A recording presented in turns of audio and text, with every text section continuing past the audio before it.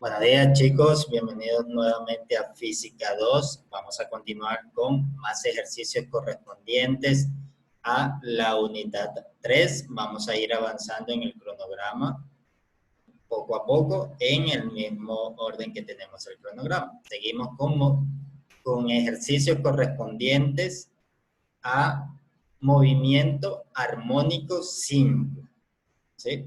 Comenzamos con este ejercicio que tenemos acá. Nos dice un bloque de 200 gramos conectado a un resorte ligero tiene una constante de fuerza de 5 newtons sobre metro y es libre de oscilar sobre una superficie horizontal sin fricción. El bloque se desplaza 5 centímetros desde el equilibrio y se libera del reposo, como se muestra en la figura. A, hallar el periodo de su movimiento. B, piden determinar la rapidez máxima del bloque. Y C, nos piden cuál es la aceleración máxima del bloque. Entonces, como siempre chicos, hay que hacer un análisis, analizar el problema, qué es lo que se nos está dando. Bueno, ya inicialmente yo les dije que se trata de un movimiento armónico simple. Pero si no se nos dice que es un movimiento armónico simple, ¿cómo podemos determinar que este lo es? Entonces, esa información está dada dentro del enunciado. Cuando nosotros leemos acá en el enunciado que dice un objeto conectado a un resorte y oscila, es un movimiento oscilatorio, un movimiento armónico, y dice que este va a oscilar sobre una superficie sin fricción, ¿sí? ¿Qué quiere decir que no haya fricción? Que no hay fuerza resistiva que generan que el movimiento se vaya a detener, ¿sí? Entonces, si no hay fuerza resistiva, si no hay fuerza de roce, ningún tipo de fuerza resistiva, quiere decir que esto será un movimiento idealizado que estará en movimiento constante eternamente, ¿sí? Entonces, al saber que la superficie no tiene fricción, quiere decir que no hay fuerza resistiva y por ende es un movimiento armónico simple. Recuerden siempre que el movimiento armónico simple es el movimiento armónico más sencillo donde no consideramos fuerza resistiva. Si no hay fuerza resistiva, es movimiento armónico simple. Si llega a haber alguna fuerza resistiva, bueno, esos son los que se conocen como movimiento amortiguado, que vamos a ver más adelante en el curso. Pero ahora ya sabemos, es un movimiento armónico simple, tenemos un bloque, tenemos la masa del bloque, 200 gramos, tenemos la constante del resorte, 5 newtons sobre metros, y nos dan el desplazamiento inicial, es decir, la posición a la que se consigue, a la que está el bloque en el momento t igual a 0, ¿sí? Nos dice que se libera desde el reposo, es decir, que en t igual a 0, su posición es 5 centímetros, y su velocidad es 0 porque está en reposo. Ya luego de allí comienza a moverse y comienza a haber una velocidad. Entonces, nosotros podemos esquematizar este problema de la siguiente manera.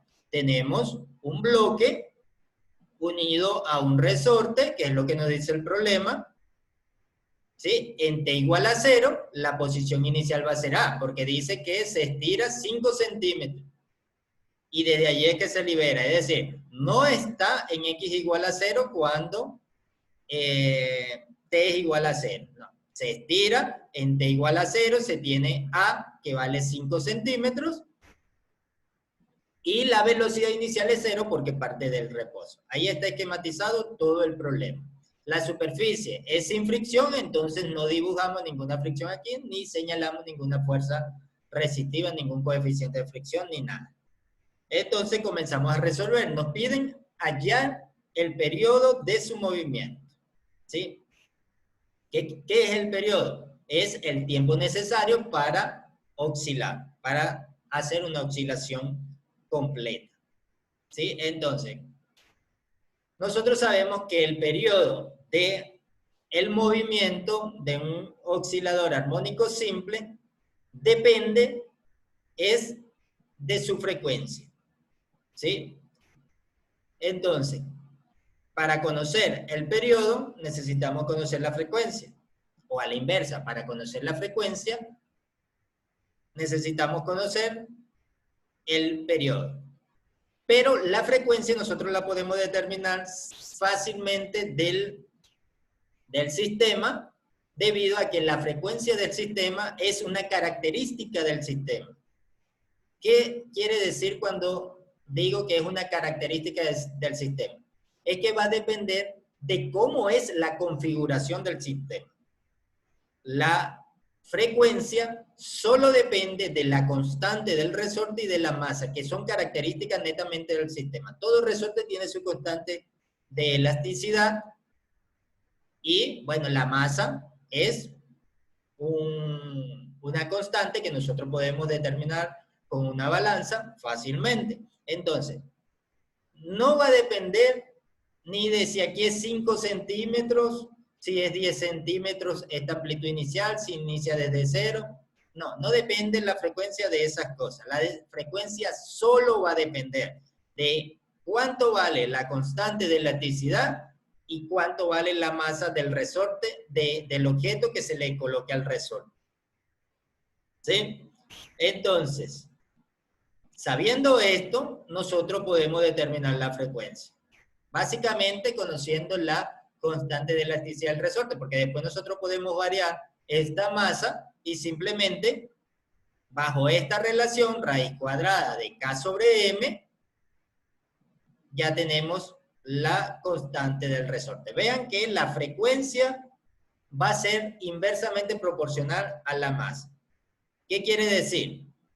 Que para un resorte dado, cuya constante no va a cambiar, porque es la única constante que va a tener ese resorte, si nosotros ponemos una masa muy grande, la frecuencia va a disminuir, va a ser pequeña. Y si nosotros ponemos una masa muy pequeña, la frecuencia va a ser grande. Entonces vean que hay una relación inversamente proporcional.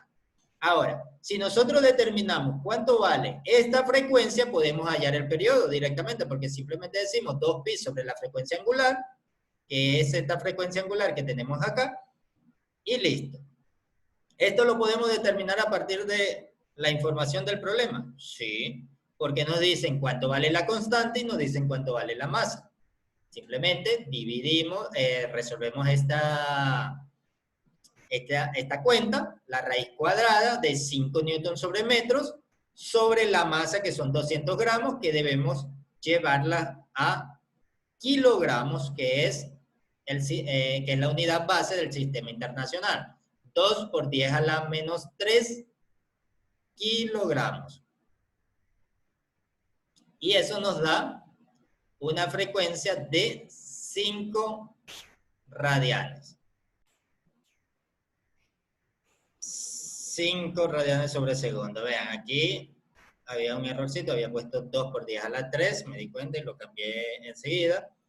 Es 200, porque es 200 gramos, llevado a kilogramos, es 200 por 10 a la menos 3 kilogramos. Eso nos da una frecuencia angular de 5 radianes sobre segundos. Ahora, con esa frecuencia angular nosotros podemos calcular el periodo. Simplemente dividimos 2pi para esos 5 radianes sobre segundos y nos queda una frecuencia angular de 1.26 segundos. Es decir, que cada 1.26 segundos el objeto va a hacer una oscilación completa. Es decir, va a ir y venir cada 1.26 segundos.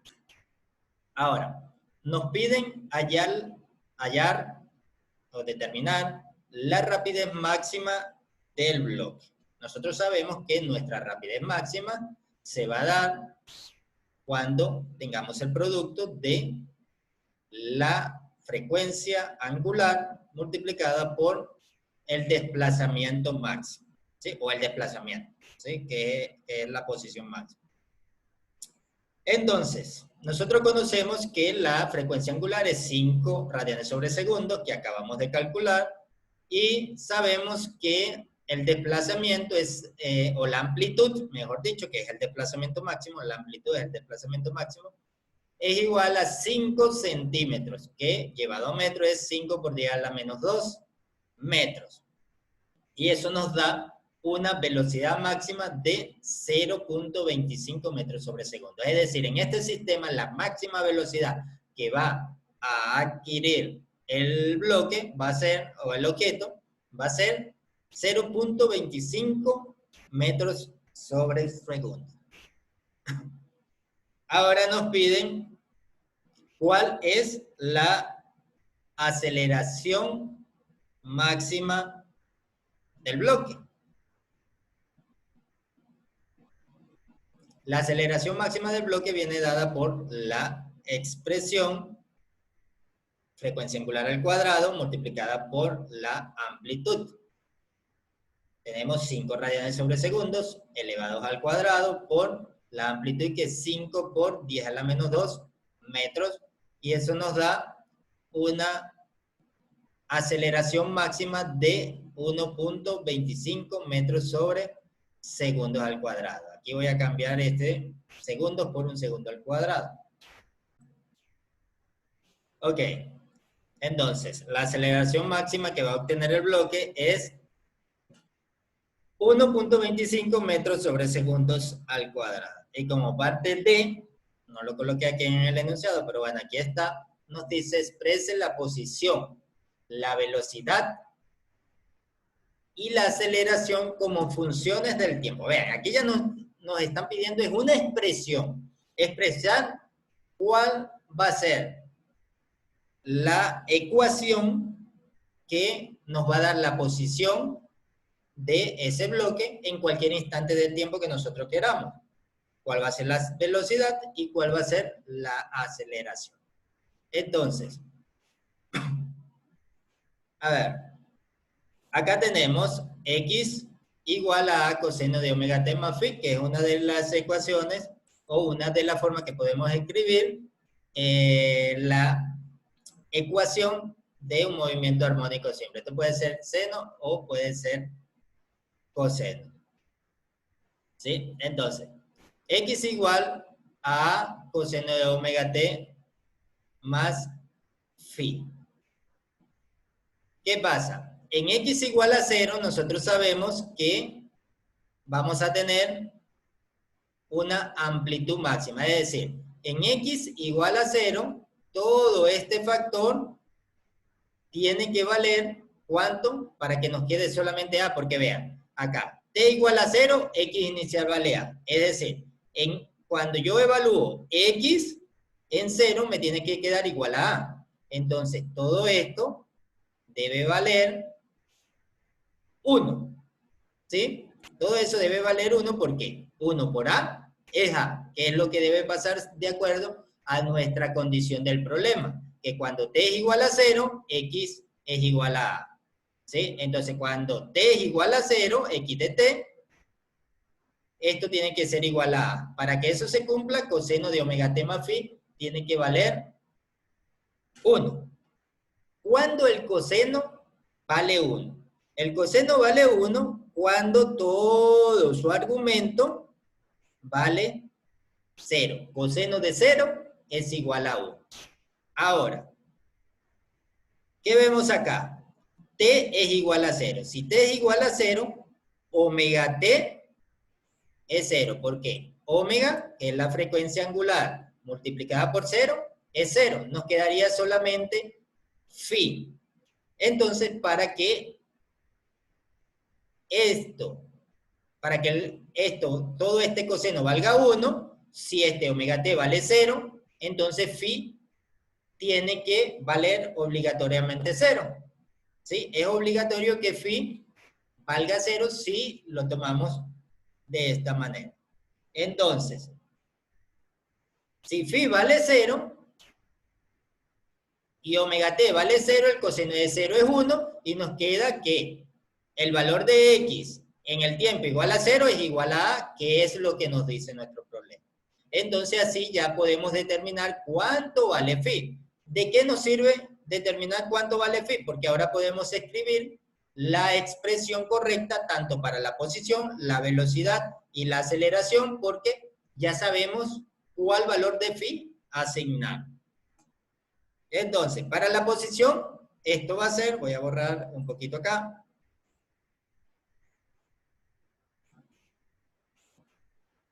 X igual a A coseno omega t más phi. Eso sería, al escribirla, tenemos 5 centímetros como amplitud, 0.05 metros, coseno de omega, que vale 5, aquí lo calculamos, por el tiempo, ¿sí? Porque es en función del tiempo, más phi, pero phi vale 0. Entonces, nos queda solamente omega por t. Y entonces, la posición de la partícula, yo la puedo tener a partir de esta expresión, 0.05 metros multiplicado por el coseno de 5 por el tiempo que nos convenga. ¿Sí? Si queremos en un tiempo de 2 segundos, colocamos 2 segundos. Si queremos en el tiempo de 1 minuto, colocamos 60 segundos allí. ¿Sí? El tiempo que nosotros queramos lo sustituimos y allí conoceremos cuánto vale la posición. Ahora, la velocidad. La velocidad no es más que la derivada de la posición con respecto al tiempo. Entonces lo que tenemos es que derivar esto. Tenemos un producto, primero derivado por segundo sin derivar, más el segundo derivado por el primero sin derivar. Cuando derivamos el primero, la derivada de una constante es 0, entonces todo el término va a desaparecer. Nos va a quedar más el primero sin derivar, que es este A, sin derivar, por la derivada del segundo. ¿Cuál es la derivada del coseno? Es menos seno por su derivada interna. ¿Cuál es la derivada interna? La derivada de omega t, si derivamos con respecto al tiempo, nos queda solamente omega. Entonces, la velocidad viene dada en función del tiempo por menos omega por A por el seno de omega t más phi. Pero aquí ya sabemos que phi vale 0. Entonces, allí va a desaparecer. Escribimos nuestra posición. Omega que vale 5 por la amplitud, 5 metros sobre segundos, por la amplitud nos va a quedar menos 0.25 metros sobre segundos multiplicado por seno de 5, que es omega, por el tiempo. ¿Sí? Y para la aceleración hacemos exactamente la misma. Volvemos a derivar. Entonces queda A por omega. La derivada del seno es el coseno. Entonces este signo negativo se mantiene. Por la derivada interna que es omega. Con un omega que está aquí afuera se hace omega cuadrado. Y eso es menos 1.25 metros sobre segundos al cuadrado por el coseno de omega t. Si nos damos cuenta aquí, muy rápidamente, ni siquiera deberíamos hacer esta multiplicación de lo que vale omega por la amplitud, porque cuando vemos este término acá, es este mismo término acá. Entonces ya sabemos que este término vale 0.25. Entonces sustituimos 0.25. Vean, es una manera para ir más rápido en el problema. Y acá, omega cuadrado por A, ya sabemos que omega cuadrado por A vale 1.25. Lo único es que ahora aquí hay un signo menos que hay que mantenerlo, que queda acá. ¿Sí? Y esas son las expresiones en función del tiempo. Vamos a borrarlo para que se vea más bonito. Entonces, tenemos la posición, la velocidad y la aceleración del bloque en función del tiempo para este problema particular. Ahora, ¿qué pasaría si variamos un poquito el problema? ¿Sí? El mismo sistema, pero lo variamos un poquito. esta variación viene dada por este enunciado. Dice, ¿qué pasaría si, en el mismo problema, si el bloque se libera desde la misma posición, es decir, la amplitud es la misma, desde la misma posición inicial, x sub y igual a 5 centímetros, pero ahora con una velocidad inicial v sub i igual a menos 0.1 metros sobre segundo. Nos preguntan, ¿qué partes de la solución cambian y cuáles son las nuevas respuestas para esto? Es decir, tenemos que decir si hay alguna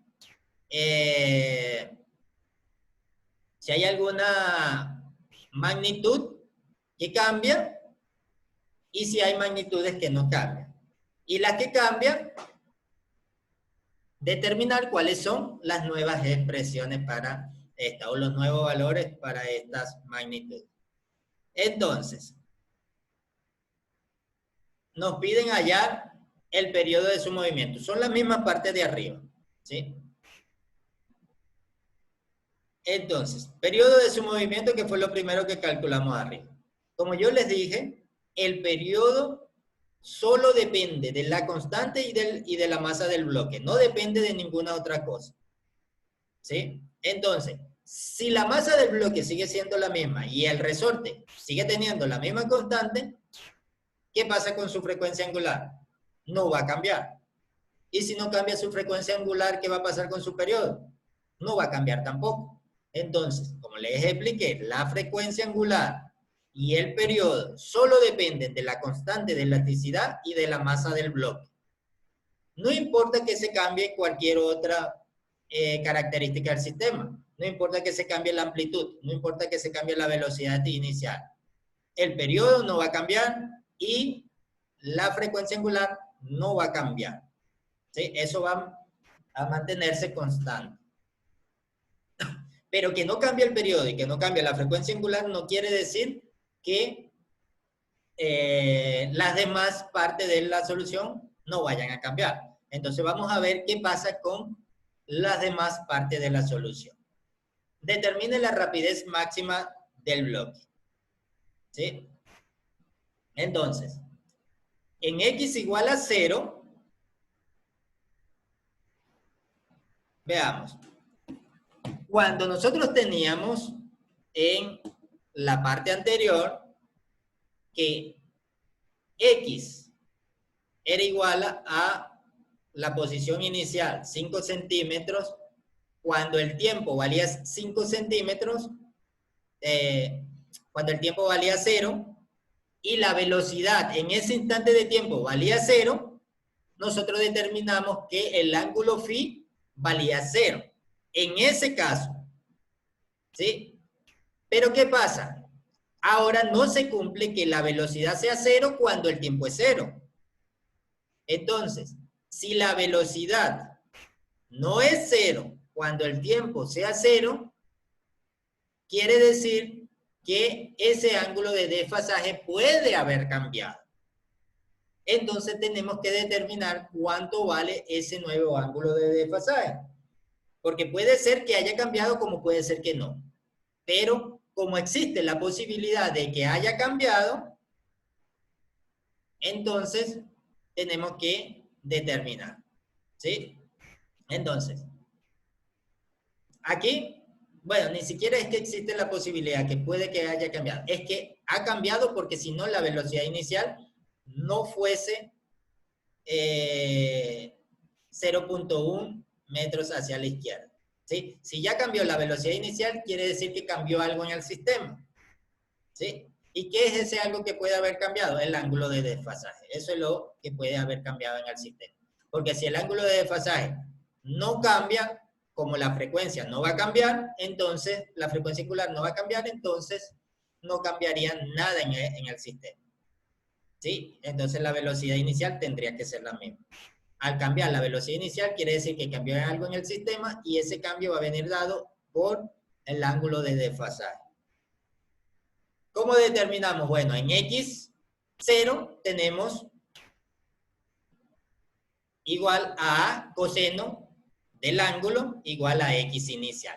Vean que ahora sí vamos a tener un valor para el ángulo. Vamos a tener un valor para ese ángulo.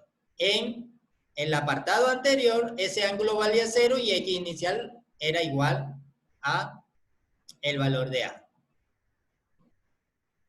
Ahora, ese X inicial lo vamos a tener y vamos a tener que ahora que la velocidad en el tiempo t igual a 0 va a tener un valor de P sub I, ¿sí? Y bueno, aquí me faltó un omega. Voy a cambiarle acá. Entonces, la expresión para la velocidad es menos A omega t por el seno de omega t más phi, pero como estamos en t igual a 0, omega t es 0, nos queda solamente phi. Y entonces tenemos estas dos ecuaciones, ¿sí? Al tener estas dos ecuaciones, nosotros podemos determinar cuánto va a valer el ángulo phi, ¿sí? Resolvemos un sistema de dos ecuaciones. ¿Qué hacemos? Dividimos velocidad inicial para la posición inicial, que ambas las conocemos, y eso nos va a dar seno entre coseno, que lo podemos escribir como tangente. Y listo. Ahí ya tendríamos prácticamente solucionado cuánto vale el ángulo phi. Entonces, ¿qué tenemos que hacer acá? Despejar, dejar seno entre coseno, seno de phi entre coseno de phi solo para que eso se convierta en tangente de phi. Y lo que hacemos es, vean, A con A se cancela y este menos omega que está acá pasa a multiplicar para acá. ¿Qué nos va a quedar? Seno de phi entre coseno de phi igual a A por la velocidad inicial, a ver, dividido para omega por A por la posición inicial. Pero bueno, aquí lo había eliminado aquí arriba, lo había dejado, pero esto se va a cancelar igualmente. Entonces nos queda menos velocidad inicial sobre la frecuencia angular por la posición inicial. Entonces, aquí ya está cancelada la amplitud. Eso es menos 0.1 metros sobre segundo dividido para 5 radianes sobre segundo. Entonces, aquí había un signo menos que faltaba, este menos, porque la velocidad es menos 0.1, con este menos que está aquí se va a hacer más. Sacamos la tangente inversa de ese valor y eso nos da un ángulo de desfasaje de 0.127 pi. Lo vamos a dejar en función de pi para escribirlo en función de pi radial, pero si no le daría algo como 0.380 y algo, ¿sí? Al que le haya dado 0. Cuando saquen su cuenta, si le da 0.380 y tanto, es exactamente lo mismo que 0.127 por pi. Multiplican 0.127 por pi y le dará 0.380. Eso es por si alguien le da directo aquel valor. Ahora, tenemos que la posición inicial es igual a A, que es la amplitud a la que se le ha dado, por el coseno de phi en t igual a 0, ¿sí? Porque es la posición inicial. La posición inicial, la amplitud va a ser la misma. La posición inicial en t igual a 0 va a venir determinada omega t, eso es 0, queda solamente phi. Aquí podemos despejar la amplitud y decir x inicial sobre coseno de phi.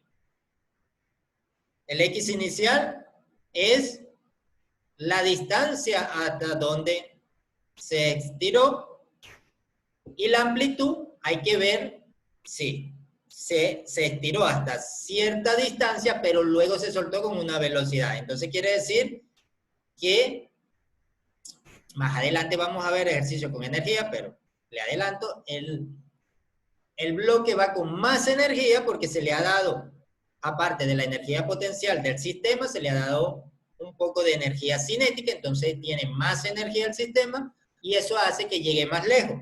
Es decir, que la amplitud aumente un poco. Si nos damos cuenta, la amplitud en este caso va a valer 0.0543 metros. Antes valía solamente 0.05. ¿Sí? Ha aumentado un factor de 0.0043 metros más. Ahora, sabiendo esta nueva amplitud, ya podemos conocer la nueva velocidad máxima que va a venir dada por la frecuencia angular multiplicada por la amplitud. Esto nos da 0.271 metros sobre segundos. La aceleración máxima es igual a omega cuadrado por A. Esto nos da 1.36 metros sobre segundos al cuadrado. Acá voy a colocarle, me había faltado el cuadrado acá. Y ahora las nuevas expresiones para la posición, la velocidad y la aceleración de la partícula del bloque va a venir dada en función del tiempo. Ahora debemos colocar este valor de phi, que antes valía 0, ahora vale 0.127 pi, y estos valores de la velocidad máxima y de la aceleración máxima, que ahora son diferentes. Entonces, x igual a coseno omega t más phi, ahora va a quedar 0.0543 metros por el coseno de 5t, porque la frecuencia no cambia, más phi, que ahora sí cambió, 0.127 pi. La velocidad, menos 0.271 metros sobre segundos, por el seno de 5t más 0.127 pi, y la velocidad y la aceleración en función del tiempo será menos 1.36 metros sobre segundo al cuadrado por el coseno de 5t más 0.127 pi. Y estas son las nuevas expresiones. Vean que si cambia un poquito la característica del problema, las ecuaciones van a cambiar.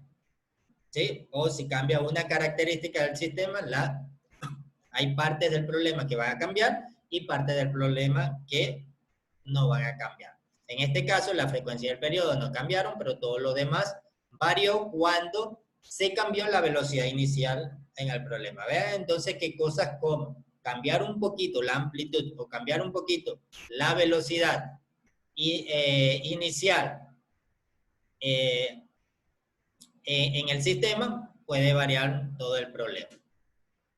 Ahora vamos a resolver este segundo ejercicio que tenemos acá. Dice, un automóvil con una masa de 1.300 kilogramos se construye de modo que su chasis está sostenido mediante 4 amortiguadores. Cada amortiguador tiene una constante de fuerza de 20.000 newtons sobre metros. Dice, 2 personas que viajan en el automóvil tienen una masa combinada de 160 kilogramos. Nos preguntan o nos piden encontrar la frecuencia de vibración del automóvil después de que pasa sobre un bache en el camino. Es decir, tenemos 4 amortiguadores, esos 4 amortiguadores, cada uno tiene una constante de elasticidad.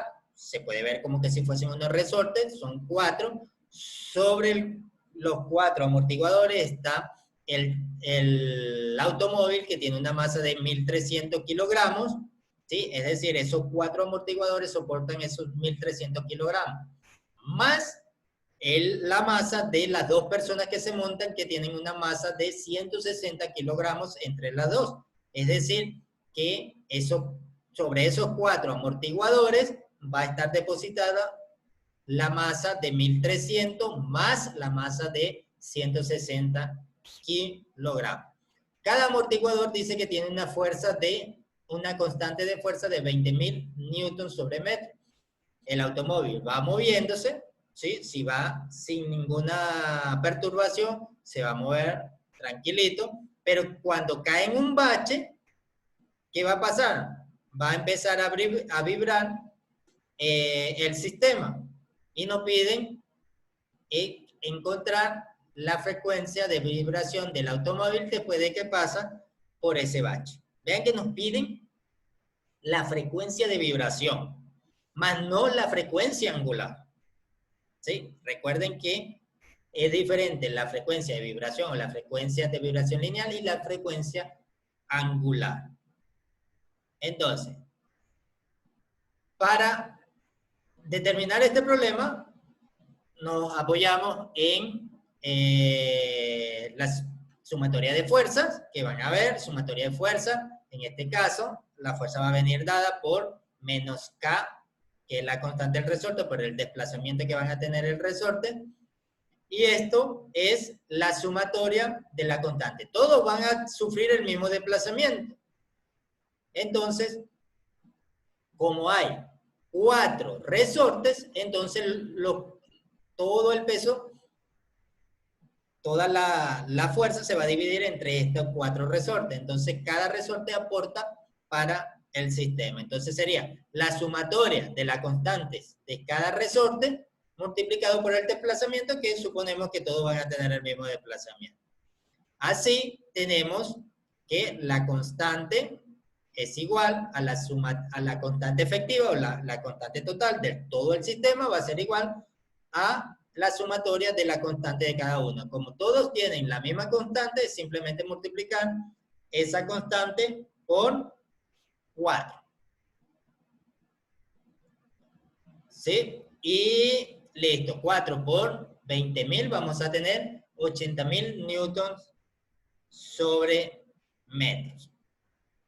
Ahora, la frecuencia de vibración es igual a 1 sobre 2pi multiplicado por la raíz cuadrada de la constante efectiva sobre la masa. Vean que todo esto de acá corresponde a la frecuencia angular. ¿Sí? Que también sabemos que la frecuencia de vibración es igual a la frecuencia angular dividida para 2pi. También la podemos ver por allí. Es exactamente lo mismo. Como ya nosotros sabemos cuánto vale nuestra constante efectiva y sabemos cuánto vale nuestra masa, ya podemos determinar la frecuencia de vibración del sistema. ¿Sí? Entonces, allí simplemente tomamos nuestra calculadora y resolvemos nuestra cuenta que nos queda, nuestro cálculo, 1 sobre 2pi, raíz cuadrada de 80.000 newtons sobre la masa, que es la masa del automóvil más la masa de las dos personas. 1.300 más 160 da 1.460. Y eso nos da una frecuencia de vibración de 1.18 Hz. Y ahora nos preguntan, ¿qué pasaría si? Vamos a cambiar un poquito el problema. A ver, ¿qué va a pasar con el mismo automóvil? Suponga que el automóvil se detiene al lado del camino y las dos personas salen del automóvil y el auto queda quietecito. Una de esas dos personas presiona hacia abajo el automóvil, es decir, le ejerce una presión y lo libera. Lo presiona y lo libera. ¿Qué va a pasar ahí con los resortes? Van a empezar a vibrar. Entonces, al liberarlo, va a comenzar a oscilar de manera vertical. Nos pregunta, ¿la frecuencia de oscilación es la misma que el valor recién calculado? A ver, piensen un poquito ustedes y respóndanse. La frecuencia de vibración ahora del sistema, cuando se bajan las dos personas y una de ellas empuja o presiona hacia abajo el automóvil y lo suelta y comienza a vibrar, ¿va a ser esta misma frecuencia de vibración o va a cambiar? Veamos.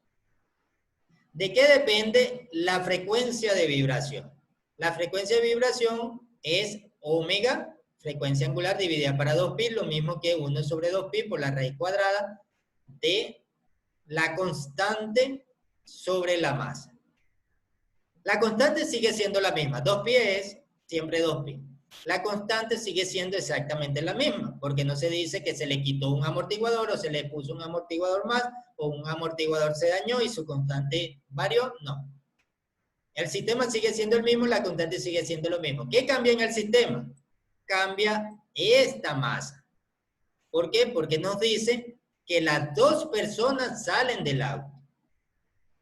Si las dos personas salen del auto, lo que quiere decir es que los 4 amortiguadores ahora soportan solo el peso del automóvil, 1.300 kilogramos, porque ya las dos personas no están sobre el automóvil, entonces ya tienen menos masa. Entonces, ¿qué va a pasar con esta frecuencia? Sin sacar cuentas todavía.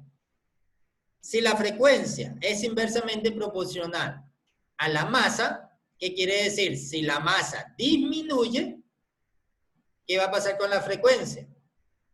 Debería aumentar, porque es inversamente proporcional. Veamos, eso nos queda 1 sobre 2pi por la raíz cuadrada de 80.000 newton sobre metro dividido para 1.300, que es la masa del automóvil. Y al sacar esa cuenta, nos queda una frecuencia de vibración de 1.25 Hz. Comprueben esa cuenta y verán que este es el valor correcto, 1.25 Hz. Como ya lo habíamos deducido de aquí, antes de sacar esta cuenta, vimos que la frecuencia debería aumentar. Vean, aquí aumentó. ¿Cuánto aumentó? 0.07 Hz. Vean que esta frecuencia es mayor que esta. Entonces vean que cambiando pequeñas cosas en el sistema, cambian el desempeño o el desenvolvimiento del sistema. Bueno, chicos, dejamos aquí por ahora. Como siempre, estoy a su completa disposición para resolverle cualquier duda que le haya quedado. Chao, chao. Nos vemos en la próxima clase.